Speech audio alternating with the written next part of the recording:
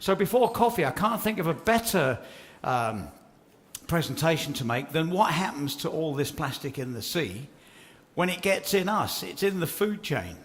Isn't it? You know, out of all the presentations we see, this one really helps drive it home, that this plastic that we're talking about, whether it's Steve managing it for 35 years, whether it's Daisy and all the projects that we do in the science, somehow this plastic in the sea ends up inside us. And to help us understand that, gives me great pleasure to introduce Dr. Ivone Mirpuri from the Mirpuri Foundation.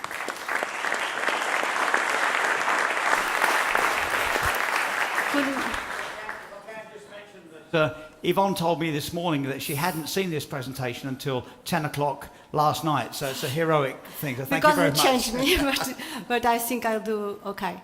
Thank you very much for being here today, listening to me, especially to Anne-Cécile, because she's a very warm and kind person that, because of her, this is all possible. And regardless of what we may read on mainstream sources, there is evidence that things are changing. Oh, I forget. There is evidence that things are changing in our environment and in our health. And so, we know that it's not only about plastic, but plastic is everywhere. We can say that we had the Stone Age, the Bronze Age, the Iron Age, and now we are on the Plastic Age. Because plastic is everywhere, and because we know that in the composition of plastic there's lots of other materials that are in the environment, and they can also cause illness. Not only in the plastics, but in all others endocrine disruptor chemicals that are the chemicals that can disrupt our endocrine system, like pesticides, insecticides, food additives, preservatives, solvents, dyes, many other things. We know that it's not only plastic, but plastic, because it is everywhere, maybe we could make a difference if we change our way about rethinking plastic in our lives. And in the future, as we have been listening before by Stephen and by other people that have been talking to us, everything is going to be worse, because the microplastics are going to turn on nanoplastics, and then it will happen the day that all of these nanoparticles can go inside our bloods and eventually will die. So we are actively getting ourselves to extinction, and some scientists go further and say that in 200 years, I know people get shocked, but scientists say that in 200 years, maybe less, because plastic, as we saw that Stephen was telling us, was in 1800s. So in 300, 200s, there will be 500 years that the particles are so small that they can change all of the humankind future in our planet. So we live in the chemical world. We need chemicals, they are useful, we need them, that's why they are there. But we pay, there's a price to pay for it, and we are exposed. And because of our exposition, and many studies tell us that almost all plastic products, regardless, never mind what the type of resin, the product of the retail source, all of them leach chemicals having reliable, detectable estrogenic activity that include those advertised as BPA-free. So plastic is a problem, and we must be aware, because it will have consequences in our health.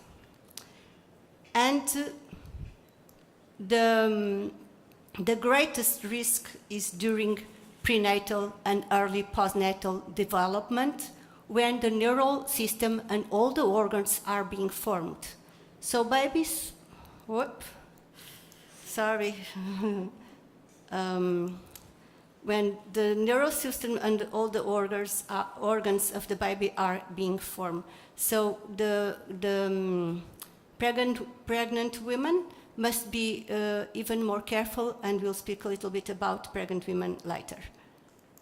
And if we think that only big doses can have big effects and small doses won't make any harm, we could not be more wrong, outdated, and uncorrected, because small doses can make big effects. Because when we take mixed effects in consideration, the risk levels goes up. The effects appear to happen in an additive fashion. And also because hormones act at a very low level in our bodies, when we are exposed to the environmental toxins, they can cause detrimental effects also at a very extremely low level. This is somehow strange for... Let's speak a little bit about the endocrine system so you can understand what I'm trying to say you. The endocrine system is made by many glands that secrete hormones.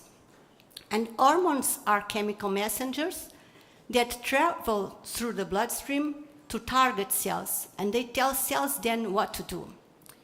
And hormones control everything in our body. They control our blood pressure, our heart beating, our blood glucose level, our mood and emotions, our metabolism. Everything is controlled by hormones in our body. And the hormone tells the cell what to do because it binds to a specific receptor in the cell.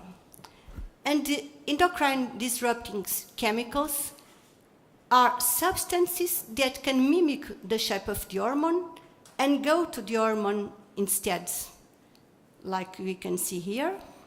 And so they can mimic the effect of that hormone and can enhance that effect, or they can block the effect and trigger abnormal processes.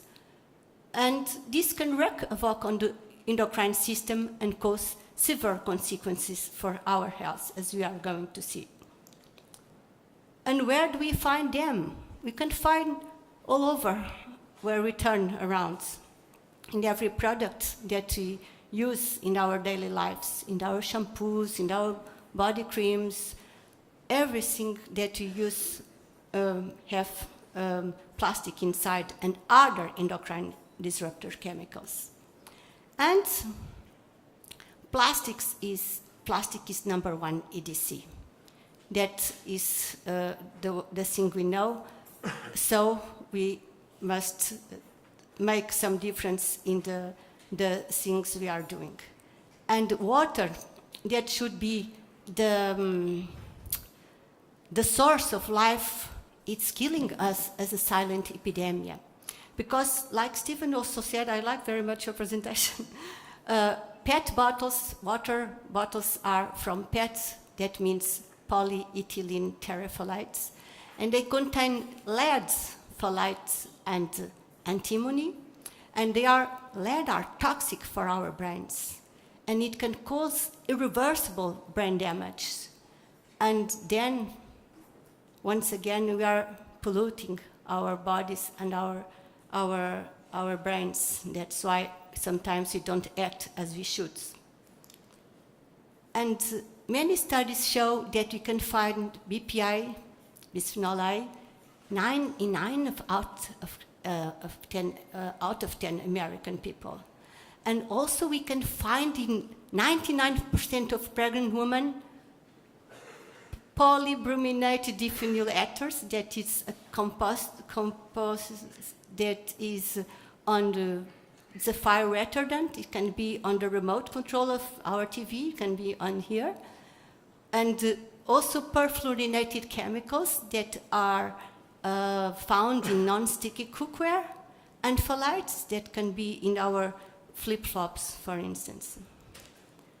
And every day, more and more scientific research makes a link between plastic and the illnesses that are spreading at a very high rate. I forgot to tell you that I work in hormonal imbalances. I'm a doctor working in hormonal imbalances. So what I'm going to tell you, it's many of my experience, what I see every day in my clinical life. And we can't make experiments in men and wives, in people, in human people. That is true. We can take a group and say, take these phthalates and take this bisphenol. But we are already being the experiments of ourselves. We don't need any more experiments. We are seeing that things are happening. But in animal laboratory animals, we can find all the things that we relate with plastics. We can give phthalates to mouses and get them fat and with heart disease and with diabetes and with cancers. So we know that there is a link between plastics and those illnesses. And about obesity, there are some countries where 1 in every 5 children is obese, and 1 in every 10 adults is obese. And diabetes are increasing more than 5% a year in some countries also. And we used to classify diabetes type 2 as an adult onset disease, and now we can see it at the age of 5. It's incredible what we can see now. And also early puberty, that is something that concerns me very much, because how many of you know girls that get the first menses at 16? None. I don't see none in my consultation. Women are getting the first periods at the age of 12, 10, and early puberty is when we see children with the age of 9 and less with the first periods. And it's very concerned because it is related with more breast cancer, psychological problems, depression, and short stature. And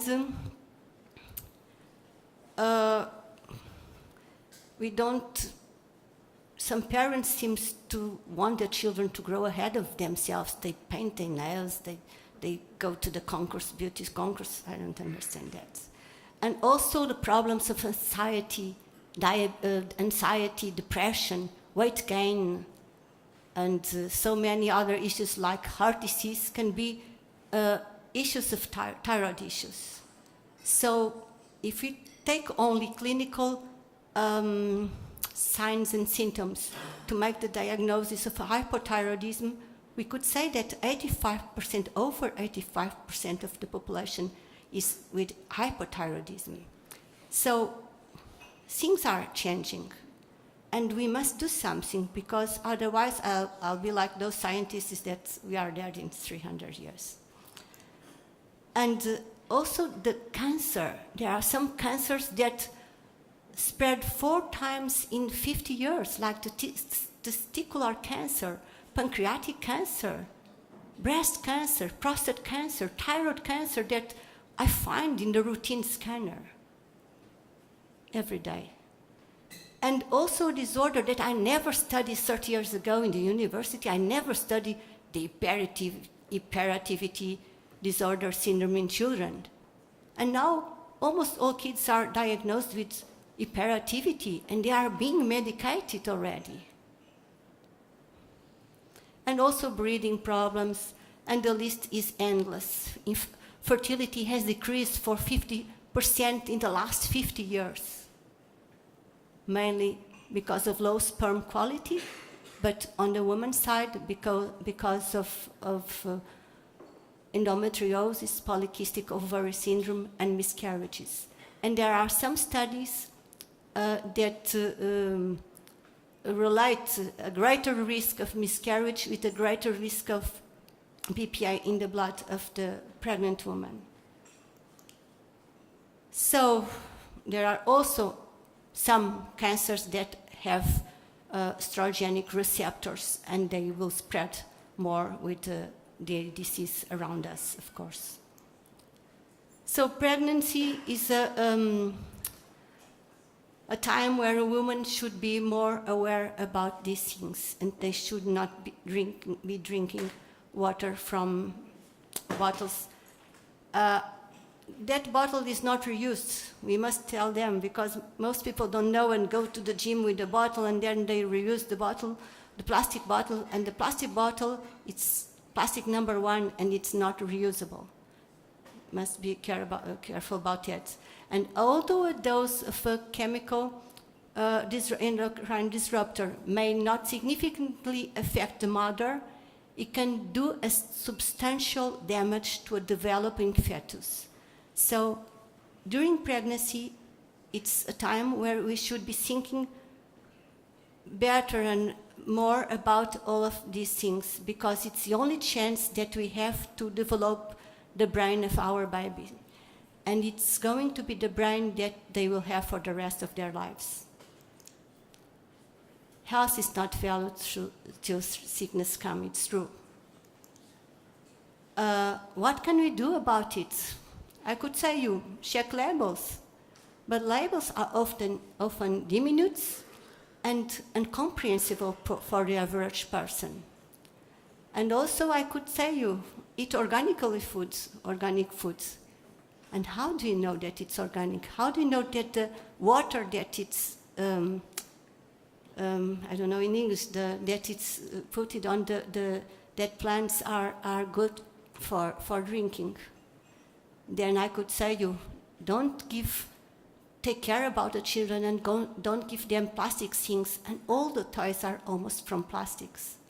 So I think that we need to think about another way of changing things. We need a political regulatory action. We need that things start from the political involvement, because we can't know if there are phthalates in our flip-flops, if there are polybrominated diphenyl ethers in the remote control of our TV, if our dentist puts BPA in our teeth. We don't know those things. So drastically reduce plastic in your lives and reduce waste so we can reduce the toxins in the environment. Mirpuri Foundation is committed to turn the tide on plastic in our planet. In our country, we have a program in schools with children and with the teachers, because we do believe that is during the early ages that we can make a difference. So I hope everybody here can do his part, and in what is possible for us, that we all help to change the world that we are living. Thank you.